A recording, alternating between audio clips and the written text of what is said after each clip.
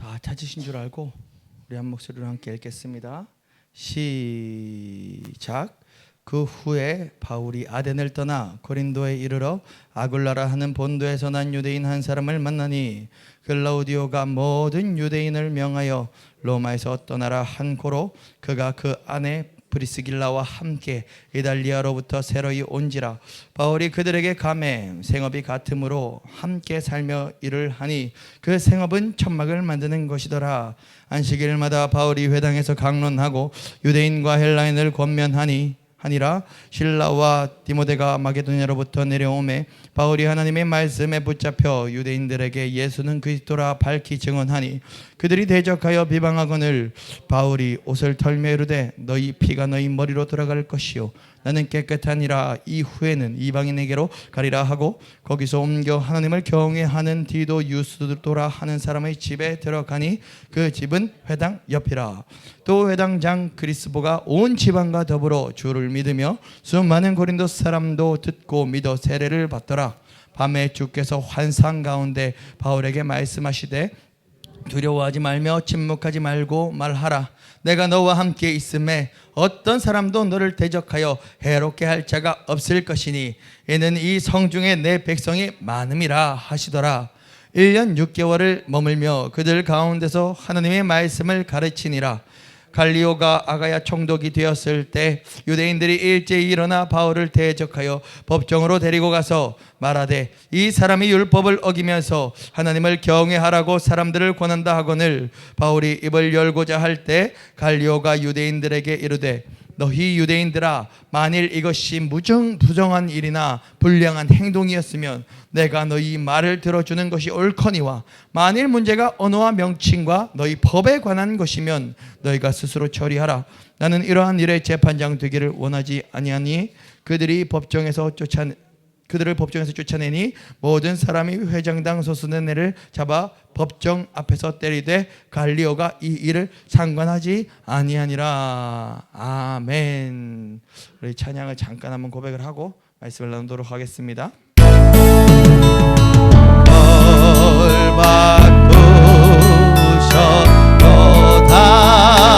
바꾸셨도다 모든 결 바꾸셨도다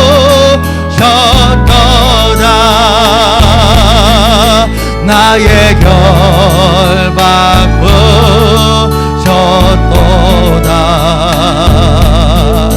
나는 자여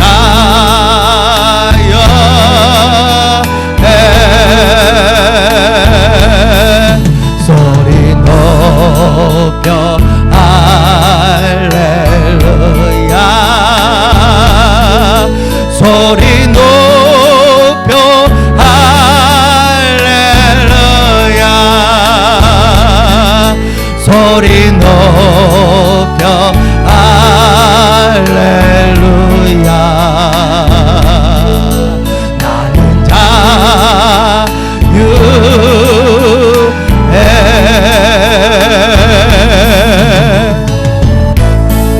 예수 결 바꾸셨도다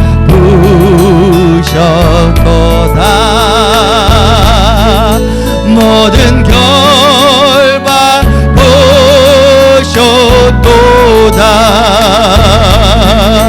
나의 결 바꾸셨도다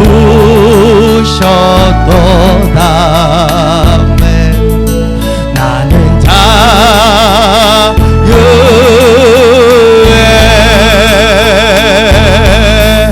소리 높여 할렐루야 소리 높여 할렐루야 소리 높여 할렐루야 나는 자유해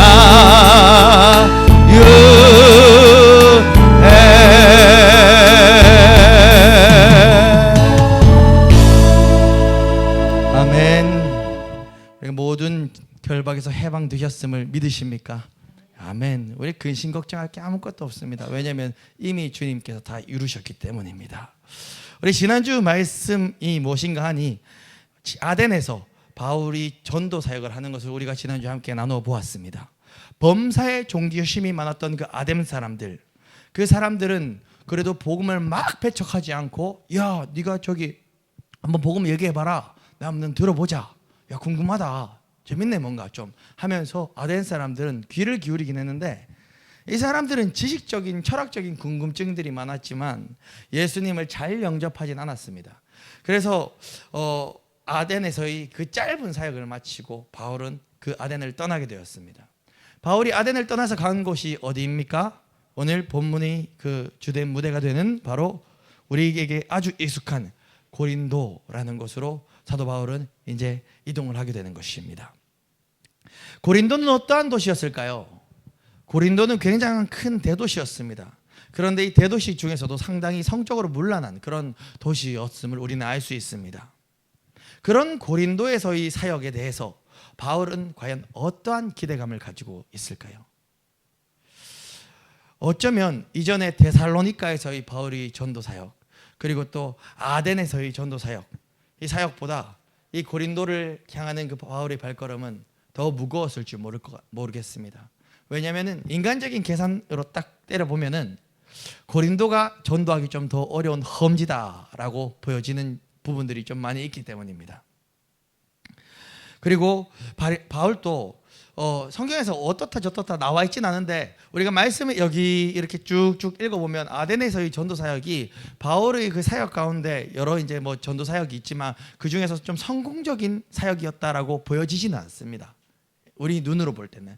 그렇기 때문에 어쩌면 아덴에서의 약간의 그 좀 실패감도 좀 경험했던 바울로서는 고린도를 향하는 발걸음이 좀 더 무거우면서, 또 고린도가 과연 여기는 또 될까? 전도가 될까? 하는 그런 불안감들과 두려움들이 공존해 있을지 모르겠습니다.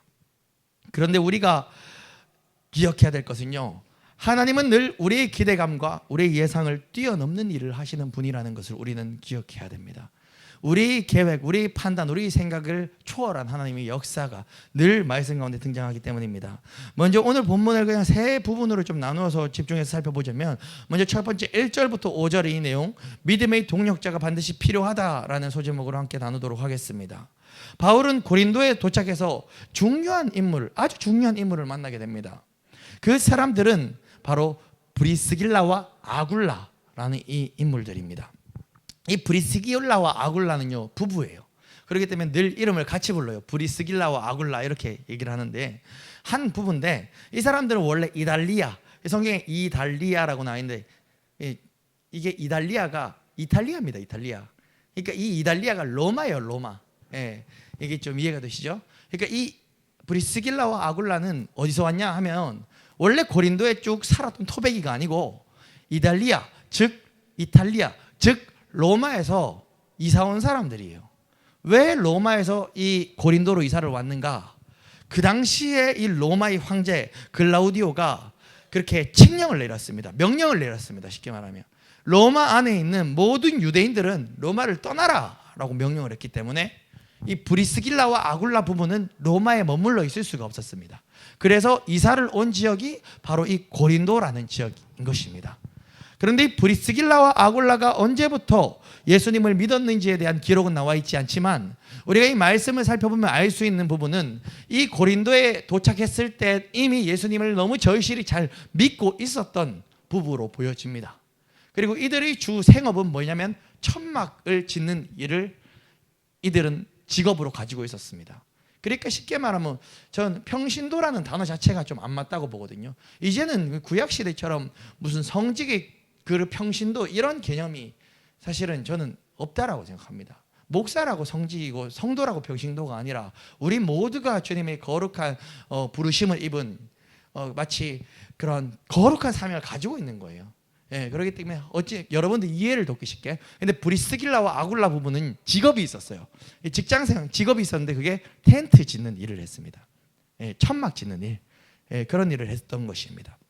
그래서 이 고린도에서도 천막 짓는 일로 생업을 계속 이어갔습니다. 그런데 훗날 이 브리스길라와 아굴라 부부가 어떻게 쓰임 받는가, 조금만 이 성경을 뒤로 가보게 되면, 우리가 찾아보진 않겠지만 조금만 뒤로 가면요, 나중에 유대학자 아볼로라는 인물이 등장하는데, 이 아볼로에게 이 브리스길라와 아굴라가 하나님이 도를 아주 상세하게 가르쳐서 이 아볼로가 주님 앞에 크게 쓰임 받게 하는데 굉장히 큰 역할을 하는 게 바로 이 부부인 것입니다. 그리고 이 브리스길라와 아굴라는 자신의 집을 여러 믿는 그리스도인들에게 내어 주어서 모임 장소로 제공하기도 하고, 이 브리스길라와 아굴라 부부는 이 초대교회 당시에 많은 이방 교회들을 세우는데 쓰임 받았던 아주 중요한 인물들입니다. 그런데 사도 바울은 이 고린도에 도착을 해서 브리스길라와 아굴라에 대한 소식을 듣게 되는 것입니다. 참 신실한 사람이 고린도에 있다, 예수 믿는 자가 고린도에 있다 해서 바울이 브리스길라와 아굴라를 찾아가게 됩니다. 그런데 마침 직업도 같았어요. 바울이 직업도 텐트 메이커, 천막 짓는 일을, 바울도 그 직업을 가지고, 왜냐하면 생계를 이어가면서 복음을 전했거든요, 바울도. 그렇기 때문에 바울은 이 브리스길라와 아굴라와 함께 살면서 생업을 같이 했습니다. 천막 짓는 일을 같이 했습니다. 그렇게 같이 지냈습니다. 아마 이때 바울은 엄청나게 많은 위로와 많은 힘을 얻었던 것 같습니다. 왜냐하면 이전까지 좀 힘들었잖아요. 계속 두들겨 맞고 쫓기고 아덴에서도 복음이 그렇게 막 흥황하게 성공적으로 전해졌던 것도 아니고, 또 바울이 부흥을 못 봤으면 말이죠. 근데 이전에 불같이 일어나는 부흥의 역사들도 엄청나게 봤잖아요. 바울이 처음에 하나님 믿고 손만 대도 막 다 안진뱅이 일어나고 얼마나 많은 부흥을 봤는데, 아덴에서 쫓기고 데살로니가에서 쫓기고 하면은 마음이 또 얼마나 무너지겠습니까? 그래서 목회자들도 언제 무너지냐면요, 저처럼 피레미 때는 뭐 아무것도 잘 몰라요. 근데 부흥을 맛보고 나서 나이가 더 들어가지고 할 때, 전에 내 한창 시절에 막 부흥이 됐을 때만큼 안 될 때, 이때 마음이 굉장히 좀 어려워질 수 있는데, 사도 바울도 어쩌면은 그러한 마음이 있을 수 있지 않겠습니까? 근데 아마 이때 큰 위로를 얻었던 것 같습니다. 같은 꿈, 같은 비전을 가진 동역자와 함께 한 집에 한솥밥을 먹으면서 함께 또 텐트 메이커 일을 하면 낮에 일하고, 퇴근하고 나서는 길거리 나가서 전도하고, 또 안식일이 되면 회당에 나가서 복음을 전하고, 그렇게 쉬지 않고 일하고 복음 전하고, 이렇게 동역자와 함께 한다는 게 얼마나 큰 위로가 됩니까? 우리가 그렇지, 전도를 나가봐도 사실 혼자는 진짜 나가기가 힘듭니다. 두 명만 돼도 이게 천군만마를 얻은 것처럼 이게 뭔가 이렇게 사람의 어깨가 쫙 펴져요. 그래서 오늘 의찬이가 한 저녁에 한 6시쯤에 와가지고, 목사님 전사님 안 오셨어요? 하면서 저한테 물어보더라고요. 그래서 저 까먹고 있다가 모르겠는데 했다가, 맞다, 전사님 오늘 그 일이 있어가지고 오늘 못 오신다 하니까 갑자기 의찬이가, 오세요, 제가 한번 전화해볼까요? 이런 거 해가지고 저 가지고, 저는 또 이제 오늘 오전에 어디 일이 있어가지고 어디 갔다 와가지고 막 이렇게 원고를 막 쓰고 있었고, 전화를 하고 오더라고요. 전화하고 와가지고 언제 이렇게 또 기도하고 찬양하다가 오늘 혼자니까 아무래도 평소 같은 이런 또 같이 할 때랑 또 힘이 다르잖아요. 그러니까 어제 그래도 오늘 이렇게 한 7장 가지고, 그래도 이 7장이라도 전하고 오겠습니다 하고 이렇게 예배 전에 나갔다 오더라고요. 얼마나 이쁘던지. 이게 제가 봐도 이쁜데 하나님 얼마나 이쁘게 보실지, 하나님 얼마나 주목하실지. 그런데 그것처럼 우리가 성경에서 그런 원리가 많죠. 기도의 삼겹줄은 끊어지지 않는다, 이런 말도 있듯이, 이 바울이 왜 더 힘들었는가 하니까, 이 고린도에 오기 전에 아덴에서는요 혼자 전도를 했어요. 그러니까 더 힘들었던 거예요. 왠지 아십니까? 그 전에 데살로니가 막 있을 때는요 누구하고 같이 있었어요? 실라와 디모데. 근데 실라와 디모데가 아덴에 같이 갔습니까? 못 갔습니까? 못 갔거든요. 그때 막 위급해가지고 동력자들이 바울을 먼저 이렇게 피신시켰거든요. 아덴으로 먼저 가 있으세요, 바울님. 바울을 아덴으로 먼저 보냈고, 바울은 아덴에 도착해서 그 실라와 디모데를 어서 빨리 내게 데리고 와라라고 얘기를 했지만, 그 어떻게 기다립니까? 그 기다리지 않고 혼자서 아덴에서 계속 전도 사역을 했던 거예요, 바울은. 예. 그러니까 아덴에서 이 사역이 더 힘들었던 거예요, 바울은. 그래서 이 말씀에서 지금 이 전도 여행에서 하나님께서 계속 주목시키시는 게 동역자에 대해서 사도행전 굉장히 많이 보여주시는 것입니다. 그 천하 장사 바울도, 그 강철 심장 바울도 혼자서는 힘들었던 거예요, 아덴에서. 제가 봤을 때 조영기 목사님도 혼자서는 힘듭니다. 최자실 목사님이 그 개척의 차원기 같이 하고 하니까 이렇게 또 크게 급성장했지, 혼자서 힘든 거죠.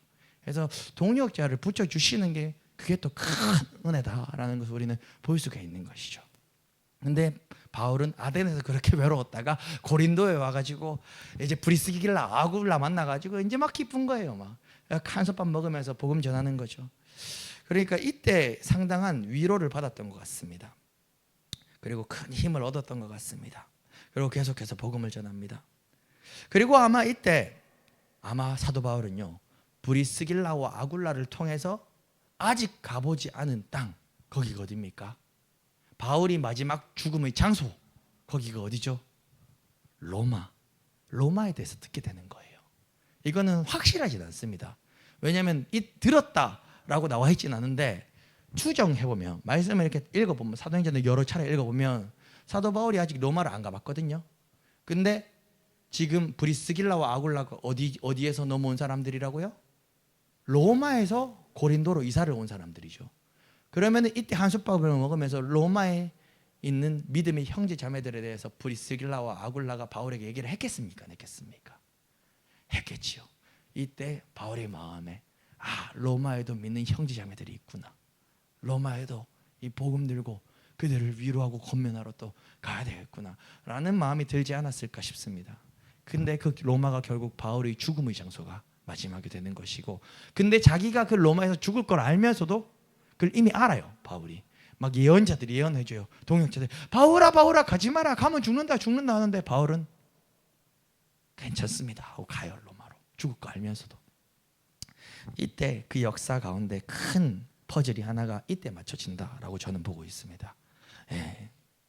그리고 바울이 결국 나중에 이 뒤에 보면 우리가 이 성경 신약에서 또 엄청나게 우리가 많이 읽고 많이 묵상하는 성경이 어디입니까?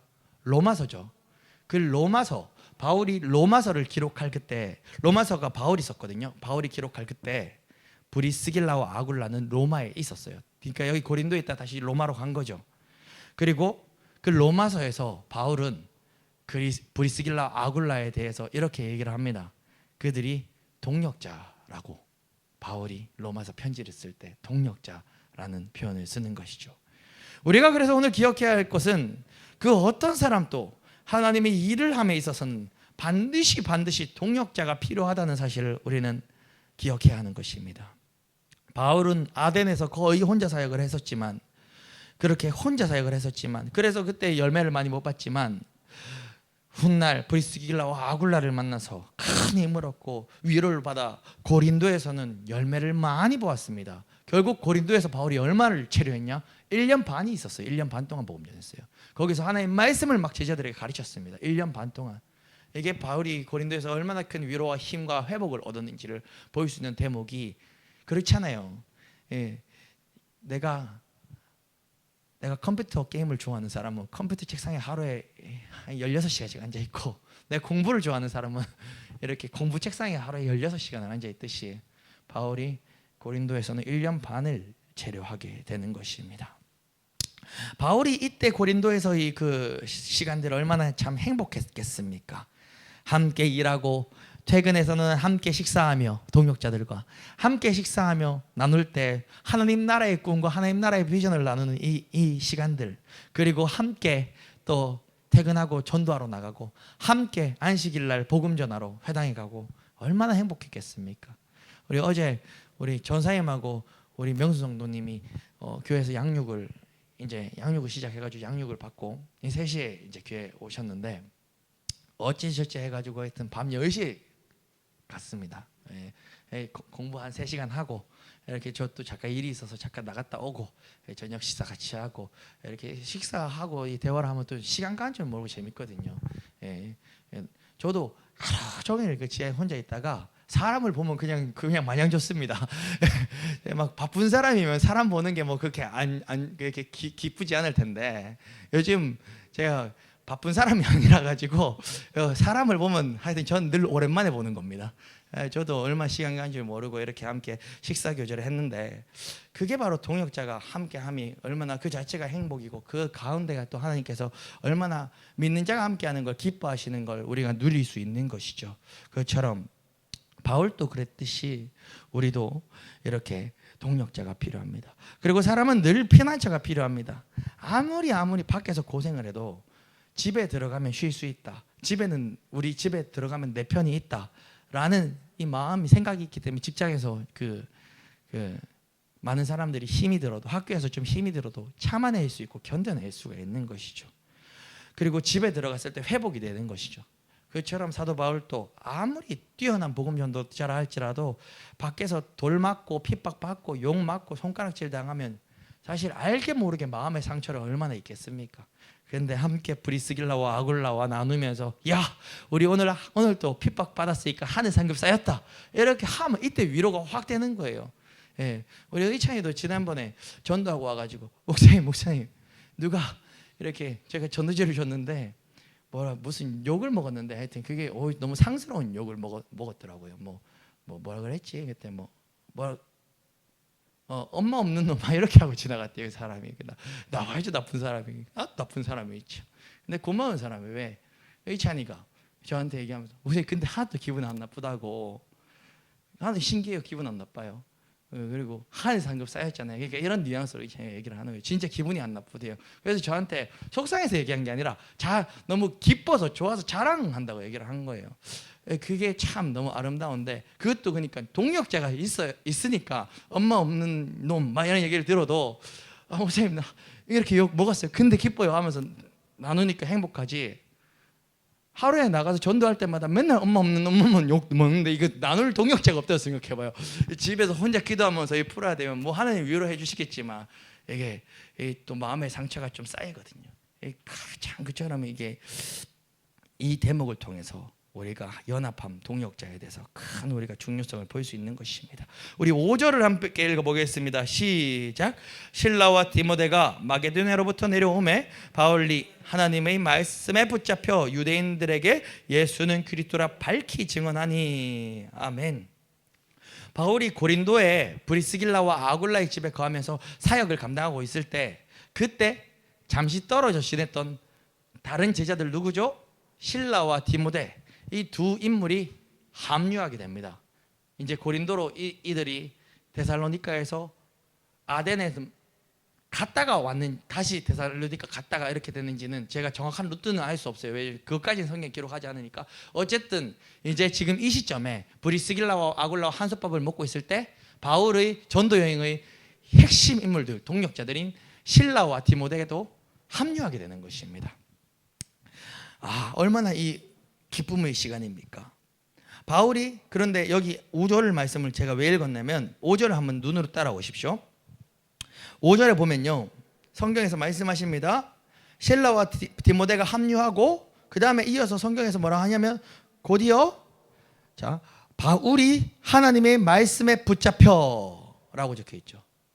바울이 하나님의 말씀에 붙잡혀, 중간 부분에, 5절의 중간에 바울이 하나님의 말씀에 붙잡혀 유대인들에게 예수는 그리스도라 밝히 증언하니 라고 지금 5절의 하반 부분에 기록하고 있습니다.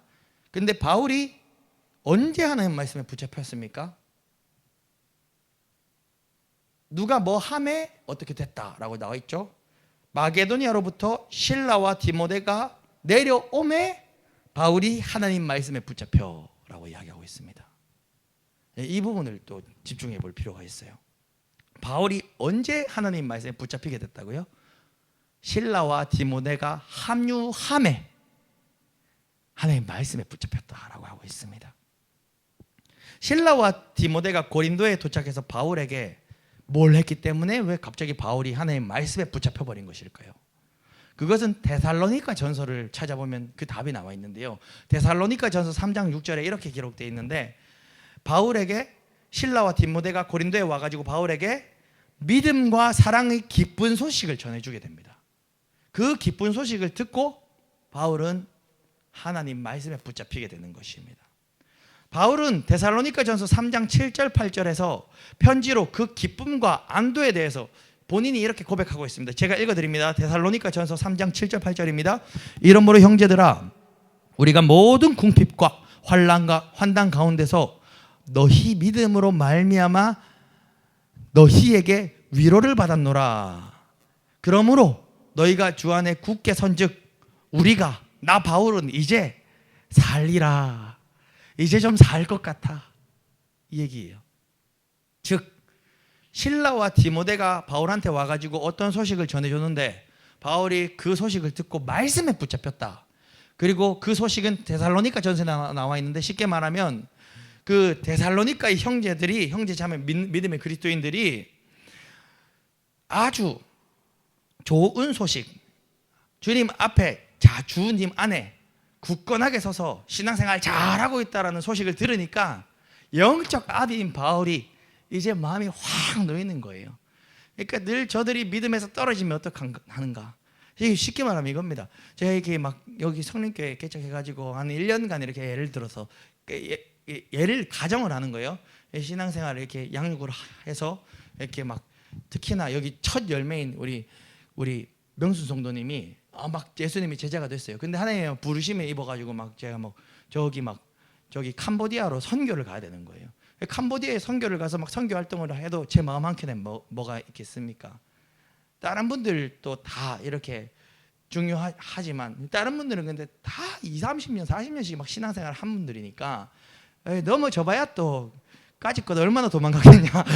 넘어져봐야 하나님 앞에 또 붙잡혀오지 싶지만, 우리 명순 성도님처럼 이제 신앙이 이제 초보 단계를 막 거치고 이제 막 자리를 잡아가는 성도님은 제 마음이 막 이렇게 넘어지면, 이탈되면 마귀 유혹에 속아 넘어가면 안 될 텐데 하면서 얼마나 불안하겠습니까, 제가. 바울도 그랬던 거예요. 근데 이제 그 데살로니가 형제들이 실라와 디모데를 통해서 와가지고 잘 있다, 믿음에 굳게 섰다, 너무너무 잘하고 있다 라고 전해주니까 푹 놓이면서 바울이 하는 얘기가 이제 살 것 같다 라고 하면서, 이제 살 것 같으니까 말씀에 붙잡혀서 목양일념할 수 있었던 거죠. 그리고 또 한 가지가 더 있는데, 바울이 텐트 메이커 일을 했다고 그랬잖아요. 왜 일을 했겠습니까? 생계비 자체를 없었던 거예요. 생계비를 벌면서 복음을 전했어야 되는 거예요. 근데 이 데살로니가에 있는 그 믿음의 국회선 형제 자매들이 실라와 디모데를 또 바울한테 다 도로 보낼 때 선교 헌금을 같이 보낸 거예요. 그러니까 바울이 아마 직업을, 생업인 텐트 만드는 일을 내려놓고 그 헌금으로 밥을 먹고 오로지 일하는 시간, 또 복음 전하는 시간으로 바꾸어서 말씀 일념할 수 있었던 겁니다. 이게 바로 이제 교회가 세워지는 사실 원리예요. 예. 이게 바로 교회가 세워지는 원리입니다. 그래서 6절에 보면은 6절이 아니죠. 몇 절이지? 데살로니가 6절이 아니고 5절에 18절 5절에 실라와 디모데가 마게도니아로부터 내려오매 바울이 하나님 말씀에 붙잡혀 유대인들에게 예수는 그리스도라 밝히 증언하니 라고 이렇게 나와 있는 겁니다. 이 말씀이, 여기 부분은 서신서 쪽 같이 읽어야 사실 이해가 돼요. 이 말씀의 해석이 그렇게 되는 부분입니다. 결국 이 모든 얘기가 무엇이냐?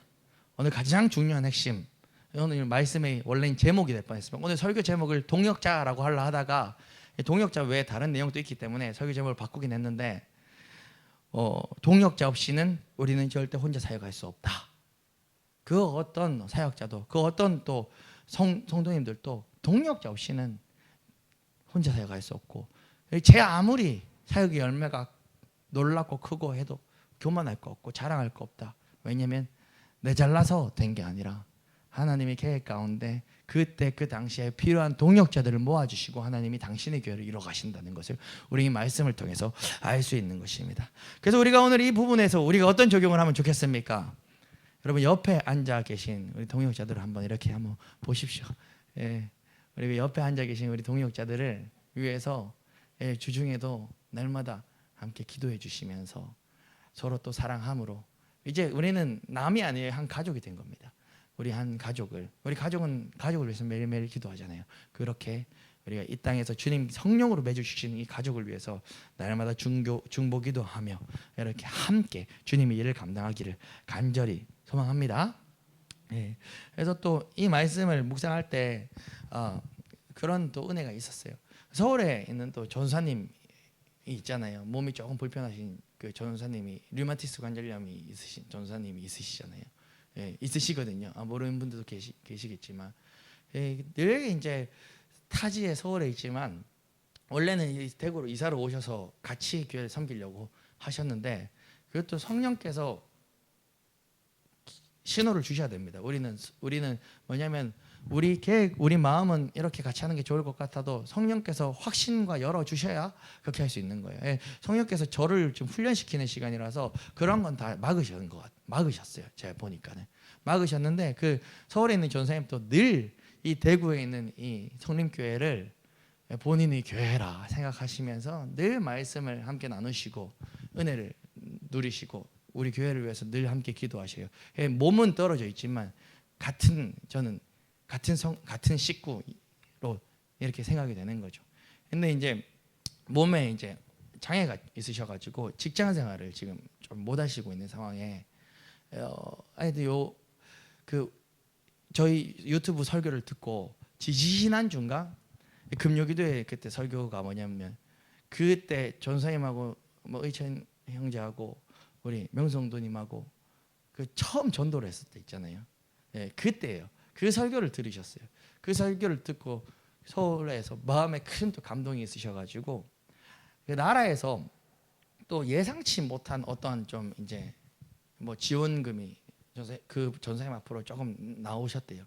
나오시고 본인이 조금 더 모아두신 거를 다 모아가지고 저한테 그 카카오톡으로 송금을 보내시는 거예요.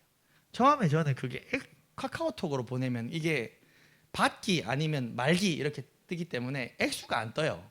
얼마를 보내는지 안 보인단 말입니다.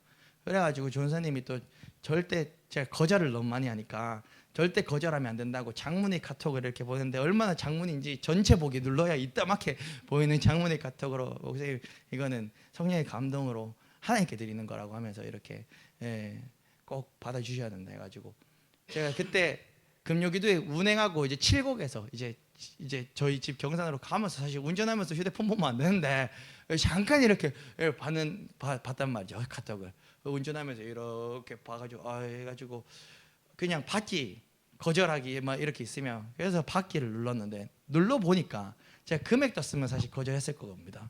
눌러 보니까 100만 원을 또 보내신 거예요. 이분이 이 교회 개척할 때 본인이 주택 청약을 넣었어요. 이분도 혼자 사시거든요. 혼자 사시는데 사실 장애도 있으시니까 뭐 취업하고 이렇게 하기 힘들잖아요. 본인이 주택 청약을 넣으신 거를 그걸 깨트려 가지고 이렇게 저희 교회에 주님께 드린다고 하셨거든요. 그러니까 저는 참 그거를 보면은 목회가 무서워요. 아니 어디 큰 사업장 하고 있는 집에 재산이 한 10억씩 100억씩 요즘 한 100억씩 되는 어떤 사업가나 뭐 아니면 의사나 뭐 변호사 되는 사람이 한 1,000만 원 이렇게 딱 이렇게 헌금을 하는 것보다 저는 그분이 주택 청약을 깨고 주택 청약 깬 지 얼마 안 됐거든요. 이제 개척해서 한 지가 얼마 안 됐잖아요. 근데 그거를 그렇게 마치는 그걸 보면서 이제 감히 어떻게 그 금액을 떠나서 이 교회가 어떻게 세워지는 교회인지 아는데 두렵고 떨림 없이 부담감 없이 목회를 할 수 있겠습니까?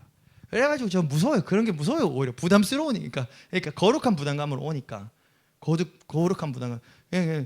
내 마음대로 막 이렇게 하고 싶다가도 예를 들어서 그렇게 정말로 어려운 상황과 힘겨운 상황 가운데 자기 전부를 깨워가지고 과부의 두랩돈을 마치 드리는 것처럼 그거를 드리는 그런 성도님들이 계신데 어떻게 이 교회를 주님의 교회라고 고백 안 할 수 있겠습니까? 그게 바로 동력자라는 것입니다. 바울도 그런 두렵고 떨림으로 복음 사역 감당했던 것 같습니다. 그냥 막 지역 유지들이나 이래 만나서 맨날 이제 소고기 사 먹고 이렇게 한 100억 있는 사람한테는 1,000만 원이 그렇게 큰 돈 아니잖아요. 그런 사람들이 막 후원하는 이런 게 아니라 이 당시에도 기독교 개신교를 믿는 사람들은 비주류였기 때문에 늘 사회에서 핍박받고 외면당하고 좋은 자리 못 가고 어려운 자리에 있었던 그런 성도님들이 그 정말 바지 주머니 안에 숨겨놨던 쌈짓돈 모아가지고 교회 건물도 없어가지고 어떤 성도의 그 가난한 집 중에 한 군데에서 함께 예배드리며 세워져 갔던 교회인데 바울이 그래서 이런 질문들이 있어요. 우리가 신학교를 다니면 이슈가 있습니다. 우리 총신대학교에서는요, 목사가 일을 하면 그 불법입니다. 저는 세상에서 일을 못해요. 그 불법이에요. 이게 법으로 이중직 금지예요. 저는. 왜냐면 목회 전념하라고 밖에 나가서 배달의 민족 오토바이 타고 쿠팡 아르바이트 하면은 저는 불법이에요. 그 교회법적으로는. 근데 교단마다 달라요. 근데 합동 제가 소속되어 있는 교단에서는 그게 불법이에요. 예. 근데 그것 때문에 이슈가 많습니다. 옛날에 교회가 부흥할 때는 그렇게 해도 됐는데 요즘에 교회들 90%가 다 목사님들 진짜 거의 막 엄청 힘들거든요. 저는 또 착각하지 마실 게 저는 너무 편합니다. 지금 이때까지 목회 그 기간 가운데 지금이 제일 편해요. 뭐 이렇게 뭐 담임 목사가 있나 예. 또 하나님 그때마다 이렇게 또 공급해 주시고 입히시고 먹이시니까 사실 부교육자 생활을 할 때보다 훨씬 경제적으로든 뭐 이렇게 뭐 시간적으로든 그냥 마음껏 책 보고 또 말씀 보고 이렇게 할 수 있어서 저는 지금이 더 편해서 저는 예외인데 다른 결혼했는데 막 또 목사님들 돈도 없으면서 애들은 그렇게 낳아요. 막 개척회 목사님들 애 막 5씩 낳고 막 상가 건물 막 지하에서 막 30평 되는 데 있으면서 애 5씩 낳고 그분들 진짜 힘들거든요. 그분들한테 교회법이 목사가 일하는 게 이거 사건 아니냐, 목사가 어떻게 세상에 돈 버는 일을 할 수 있냐, 이중직 금지 아니냐, 어떻게 누가 이렇게 말할 수 있냐 이거죠. 사도 바울도 그러면 이중직 한 건데요. 사도 바울도 복음 전하면서 일을 했는데 우리가 그렇게 접근하면 안 되고 목사가 일을 해도 되냐 말아야 되냐 이거는 그냥 보낸데 이거에 대해서 그러니까 우리는 나쁘게 볼 필요가 없습니다. 뭐냐면은 그 중심이 중요한 거예요. 목사가 돈이 너무 좋아가지고 목회도 하지만 돈 욕심도 못 나가지고 일을 하고 있으면 그거는 큰일 납니다. 그 목사는 뺨때기 한 대 맞아야 됩니다.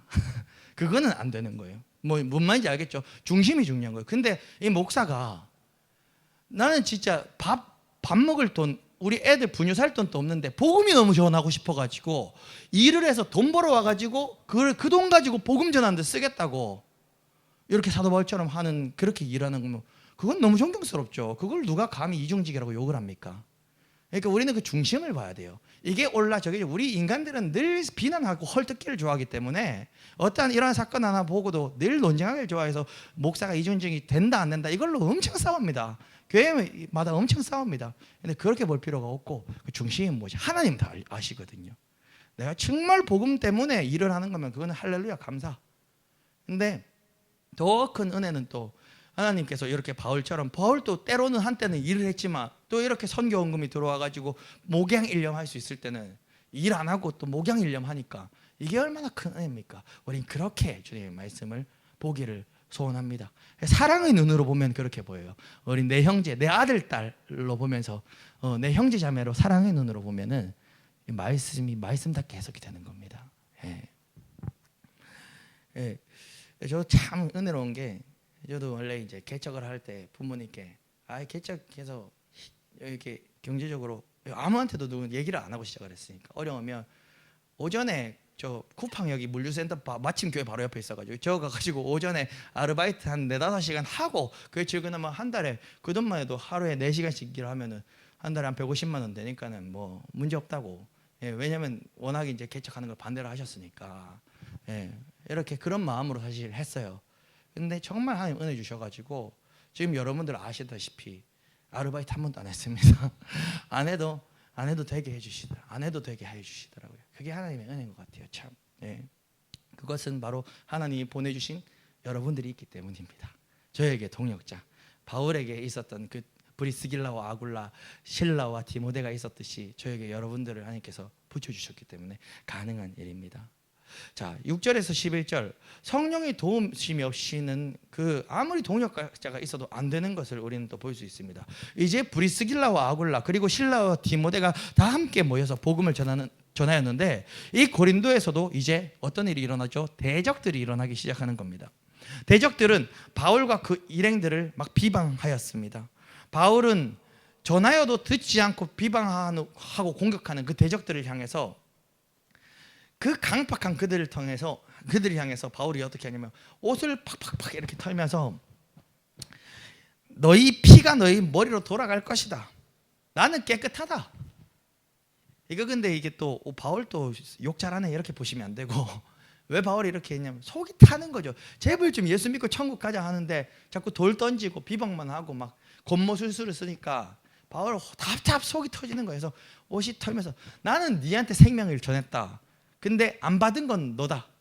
나는 네한테 살 길을 전했는데 안 받은 건 니니까 마지막 순간에 하나님 심판대 앞에 가서 네가 지옥 가도 내 원망하지 마라. 나는 내 할 일 다 했다 하고 옷을 터는 의미인 거예요. 그렇게 하면서 바울은 나는 이제 이방인에게로 가서 전할 거다. 나는 이제 너희 유대인들 하도 말을 안 들어먹으니까 내가 이방인한테 가서 전할 거다 하면서 이렇게 외치는 거죠.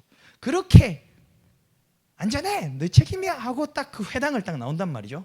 나오는데 이거 보면 바울이 본심이 그렇지 않은 걸 볼 수 있어요. 회당을 나오는데 하나님께서는 또 늘 어떤 분이죠? 예비하시고 준비하시는 분이시죠. 성경에 보면요 몇 절에 그게 나와 있냐면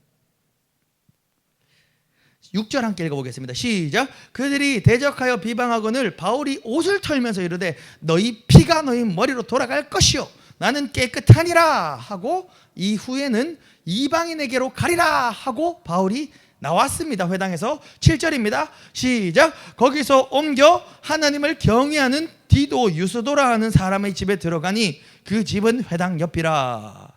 7절에 그 답이 나와 있어요. 바울이 본심을 7절을 통해. 제가 여기서 디도 유스도라 하는 사람의 집에 바울이 들어갔는데 저 이거 해석을 못했어요. 그의 집은 회당 옆이라. 디도 유스도의 집이 회당 옆에 있는 거를 왜 적어놨지 성경에? 그게 뭐가 중요하다고. 뭐 사실 그거는 그렇게 말씀을 제가 분석하고 해석하는데 별로 있어도 없어도 상관이 없는 내용인 것 같은데 왜 회당 바로 옆에 이 디도 유스도의 집이 있다라고 적어놨을까? 근데 성경은요 필요 없이 적어놓은 게 하나도 없어요.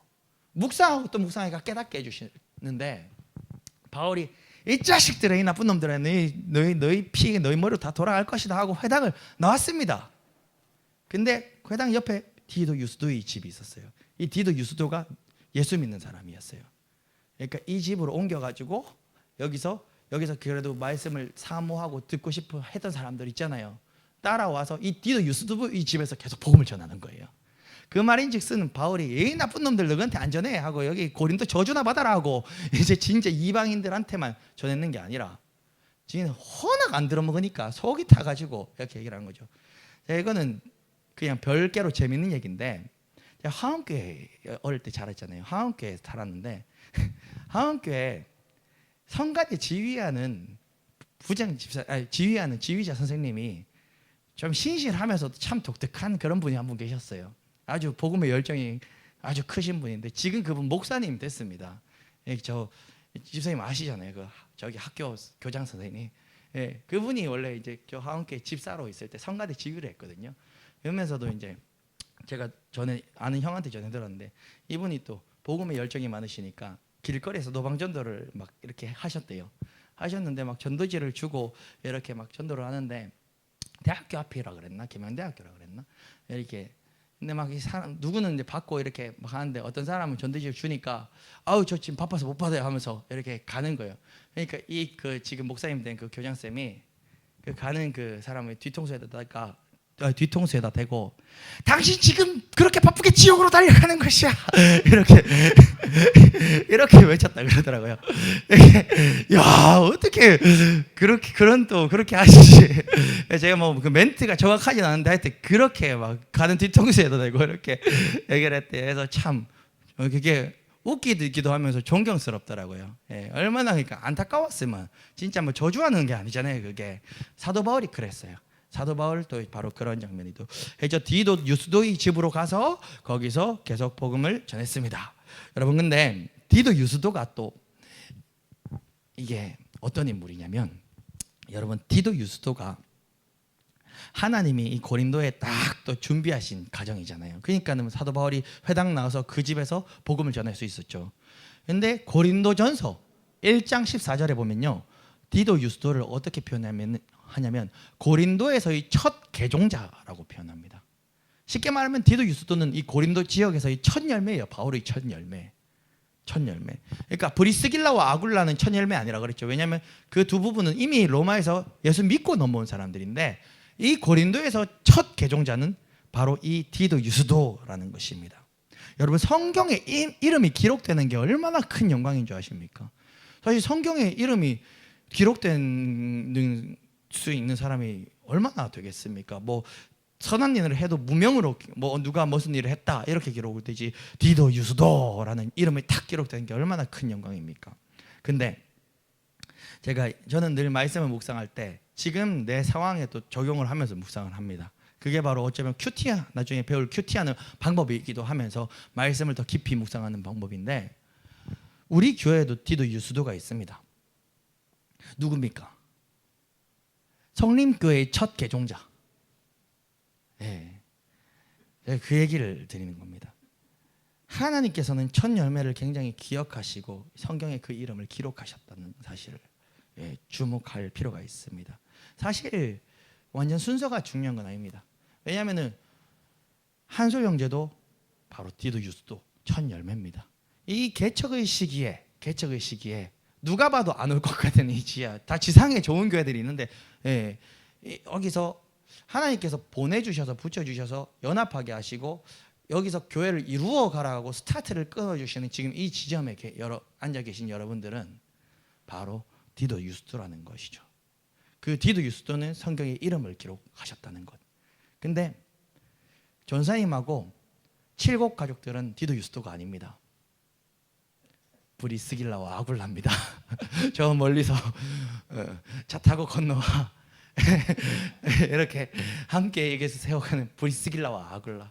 디도 유스도는 지금 여기 두 분 딱 앉아 계시는데, 성경은 우리 오늘날에도 유효하고 오늘날에도 우리에게 이렇게 은혜를 주시는 것이죠. 그리고 사실 디도 유스도뿐만이 아니라 8절 한번 읽어볼까요? 시작. 또 회장당 그리스도가 온 지방과 더불어 죄를 믿으며 수많은 고린도 사람도 듣고 믿어 세례를 받더라. 아멘. 회당장 그리스도라는 인물도 온 집안이 더불어 주를 믿으며, 그러니까는 어쩌면은 우리 한솔 형제와 국자 집사님은 그리스도죠. 그리스도. 그 집이 여기 와서 예수를 믿어 신앙생활을 하니까 그리스도에 가까운 것이죠. 어쨌든 여기가 이렇게 이 지역에 교회가 세워질 때 그 참 큰 일꾼들, 이렇게 개척 멤버들 하나님께서 특별히 기억하셔서 이 이름을 하나하나 성경에 새겨 주신다는 게 우리에게 주시는 이것도 큰 위로라고 저는 생각을 합니다. 자, 그리고 오늘 이 시간 여러분들, 이 자리에 모인 여러분들에게 하나님께 큰 계획이 있으심을 모두 신뢰하시길 간절히 소망합니다. 그렇게 이제 핍박받고 비방을 받았던 그 밤, 바울이 막 핍박받았거든요. 복음 때문에. 그 밤에 하나님께서 환상을 보여주십니다. 바울에게. 그 환상 9절 10절입니다. 함께 읽어보겠습니다. 시작. 밤에 주께서 환상 가운데 바울에게 말씀하시되 두려워하지 말며 침묵하지 말고 말하라. 내가 너와 함께 있음에 어떤 사람도 너를 대적하여 해롭게 할 자가 없을 것이니 이는 이 성중에 내 백성이 많음이라. 아멘. 바울도 우리와 성정이 같은 사람입니다. 많이 바울도 두렵고 무서웠나 봐요. 그러니까 성령께서 그 밤에 바울에게 나타나서 두려워하지 말라. 너는 침묵하지 말고 계속 말해라. 아무리 핍박이 있어도 말해라. 이렇게 하는데 두려워할 거 없다라고 성령께서 위로를 주십니다. 그리고 성령께서 뭐라 하십니까? 내가 너와 함께 있다. 내가 너와 함께 있기 때문에 어떤 사람이 너를 대적하고 너를 해롭게 한다 할지라도 너를 해롭게 할 자가 없다. 그러니까 어떤 사람이 너에게 돌을 던지고 공격을 해도 그 돌이 너를 다치게 할 수가 없다. 왜? 하나님이 너와 함께 하기 때문에 라고 하나님께서 직접 말씀해 주시는 것입니다.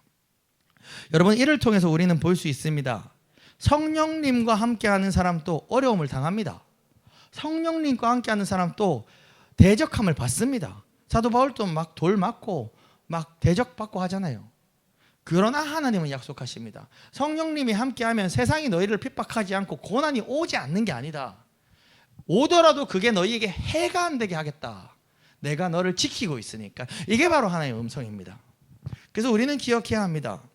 우리 성도들도 악한 마귀 권세에게 공격받습니다. 하지만 우리 성도들이 나와 함께 내 속에 내주 역사하시는 성령님을 신뢰하면 그 악한 마귀 권세가 나를 해하지 못하는 것입니다. 나를 다치게 하지 못하는 것입니다.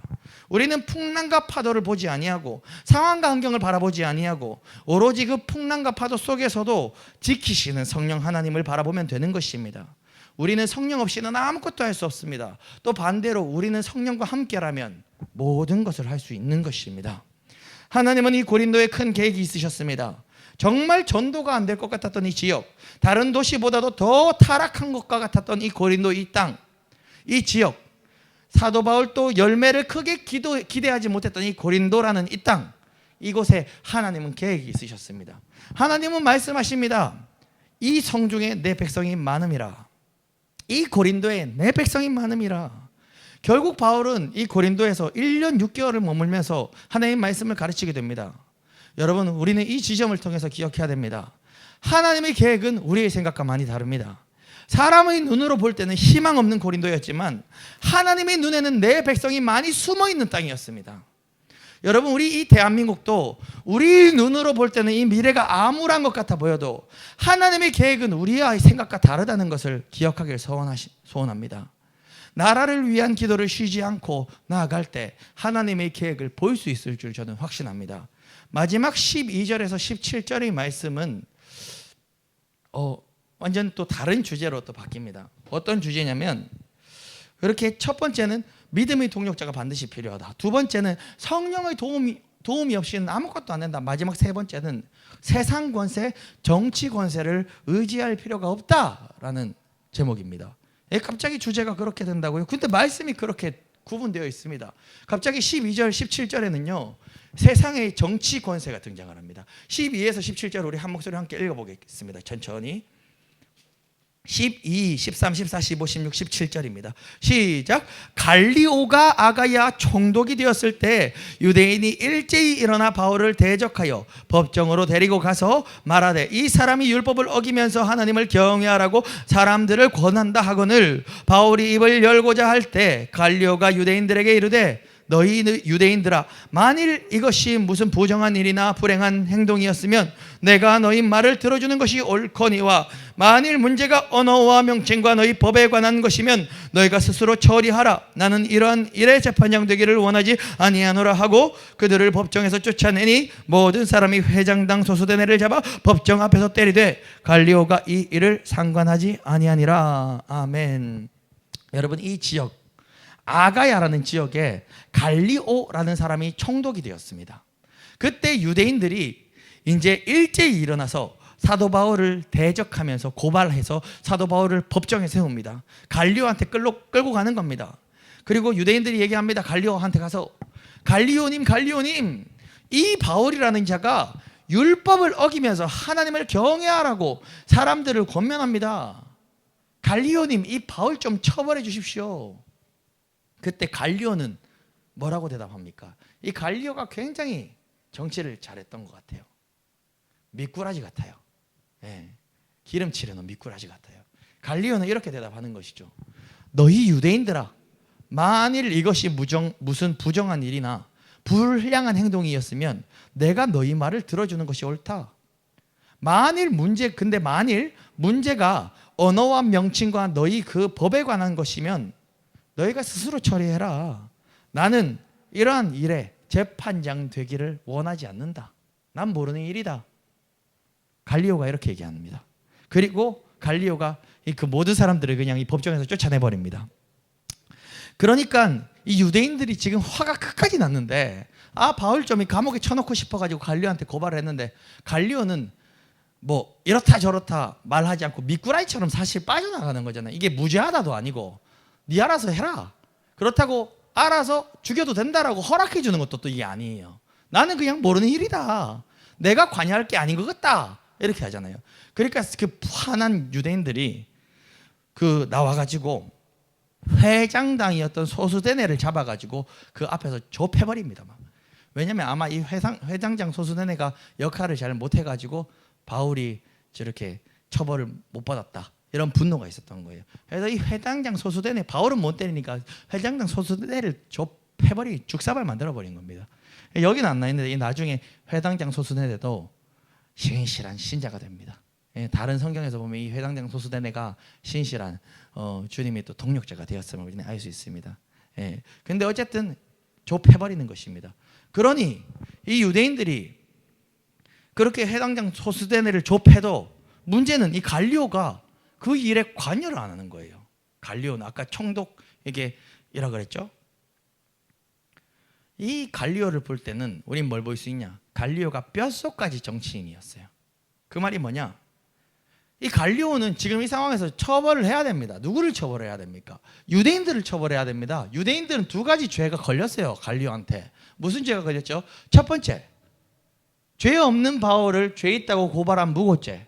진짜 죄가 있었으면 바울이 이미 갈리오한테 처벌을 받았겠죠. 근데 갈리오도 처벌을 할 수 없었잖아요. 그 말인즉슨 이 뭡니까? 무고죄죠. 무고죄. 유대인들이 일단 무고죄가 걸렸습니다. 두 번째 무슨 죄가 걸립니까? 유대인들이 법정 그 앞에 회당 앞에 나와가지고 무슨 죄를 저지릅니까? 폭행죄. 소수대내를 죽사발 만들었잖아요. 자기들 화난다고. 그러면은 지금 갈리오는 이 법으로 봐도 뭘 해야 됩니까? 유대인들을 잡아놓아야죠. 사회 질서를 어지럽힌 유대인들을 잡아놓아야죠. 근데 갈리오는 상관하지 않습니다. 여러분, 이 부분이 우리에게 지금 무엇을 가르쳐주는지 아십니까? 여러분, 세상의 권력자, 세상의 정치인들은요, 교회에 별로 관심이 없습니다. 세상의 지도자들은, 교회 지도자들 말고 세상의 지도자들은 교회에 적극적인 관심이 없습니다. 우리는 너무 오해를 많이 하고 있는 것 같습니다. 우리는 오해하지 말아야 합니다. 세속의 권력자들은 철저히 언제 움직이냐? 자신이 이익이 될 때 움직이는 거예요. 정치인들 보십시오. 투표 기간만 되면은 교회 앞에 와가지고 얼마나 한 표 뽑아달라고, 목사님들한테 와가지고 예배 참석하겠다고 얼마나 합니까? 투표 끝나면은 정치인들 교회에서 예배 드리는 거 봤어요? 우린 그만 속자고요 이제. 이게 무슨 얘기인가? 세상 권력은요, 철저히 자신들의 이익을 취할 뿐, 그게 답니다. 이러한 현실 원리 속에서 우리 교회는 자기 자리를 찾아갈 필요가 있습니다. 결국 교회는 비둘기같이 순결하고 뱀같이 지혜로워야 합니다. 그래서 절대로 진리에 반하는 입장에 서서는 안 됩니다. 예를 들어 동성애를 통과시키려 한다. 그러면 교회가 전국의 모든 교회가 일어나서 반대한다고, 안 된다고, 나라 망하는 일이라고 선포해야죠. 근데 또 이 세상의 정치인들이 그 세상의 불의가 백성들을 도탄으로 몰아넣을 때는 우리 목회자들이 먼저 분연이 일어나야 됩니다. 그게 언제죠? 일제강점기 때 독립운동을 가장 많이 한 사람들이 목사님들 아닙니까? 신사참배 거절하면서 죽기까지 싸웠던 사람들이 바로 목사님들 아닙니까? 그때 세상은 교회를 참 존경했어요. 그때 교회는 참 작은 세력이었는데, 다른 종교에 비해서 아주 작은 세력이었는데, 그때 세상은 교회를 참 존경했습니다. 그러나 기독교가 주류를 잡고 정치 권세를 얻으면, 제가 이렇게 요번에 이런 일련의 과정들 가운데 한번 이렇게 하나님 앞에서 그냥 생각을 해봤어요. 만약에 우리 기독교가 주류를 잡고 정치의 권세를 잡았다면 이 나라는 영적 회복이 일어날 것인가? 아니요. 하나님이 보시기에 가장 아름다운 방법으로 하셨다라고 저는 봅니다. 왜? 어떤 교회의 역사도, 인류 역사상 어떤 성경으로부터 지금까지 모든 초대교회 때부터 역사도 교회가 권세를 잡을 때는 썩어 문드러졌습니다. 교회가 가장 권세를 잡았을 때 뭐가 일어났습니까? 십자군 전쟁. 교회가 가장 권세를 잡았을 때, 나라의 왕보다도 교황이 더 힘이 있었을 때 십자군 전쟁이 일어나서 수많은 피를 흘리게 됐고, 교회가 가장 권세가 있었을 때 면죄부를 팔아서 돈을 주고 구원을 사라고 면죄부를 팔아서 그때 어떤 일이 일어났죠? 종교개혁, 그 계기로 종교개혁이 일어나서 천주교와 기독교가 갈라지게 된 겁니다. 네, 그게 역사예요.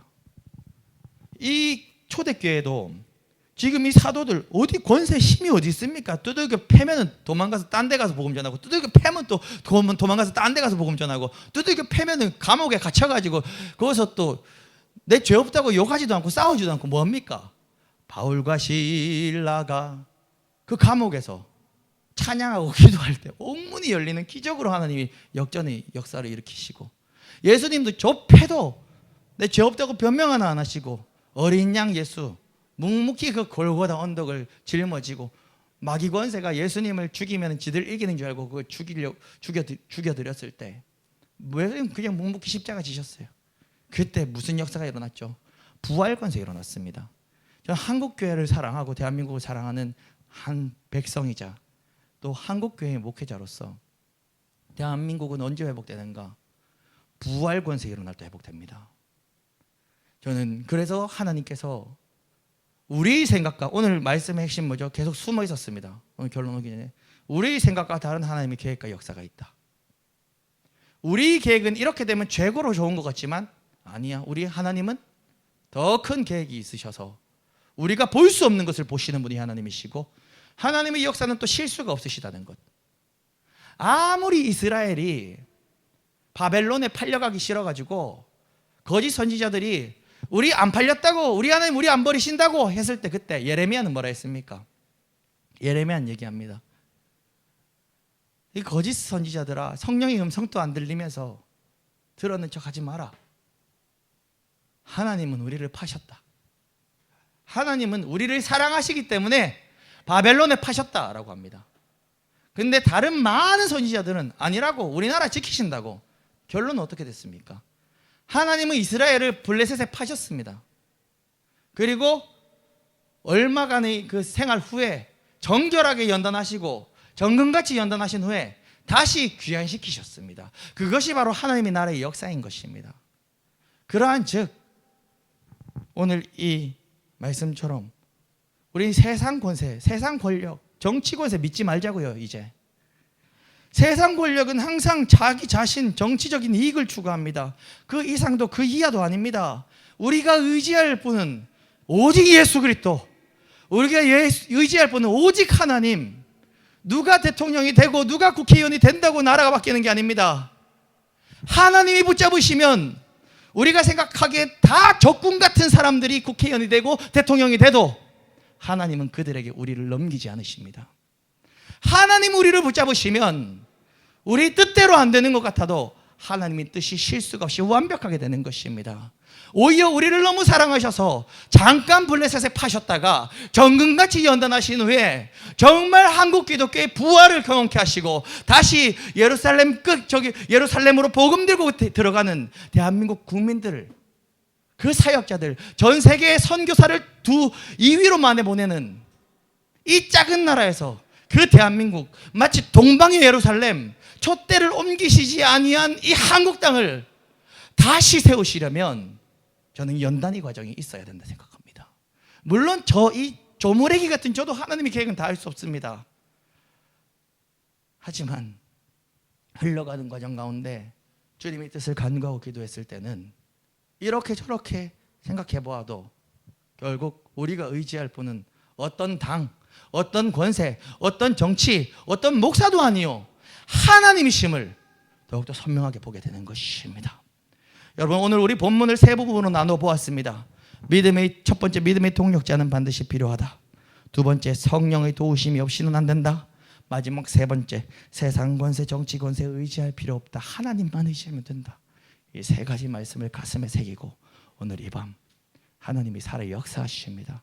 하나님은 이 작은 지하교회에서 우리가 부르시는 그 소리도 남김없이 들으십니다.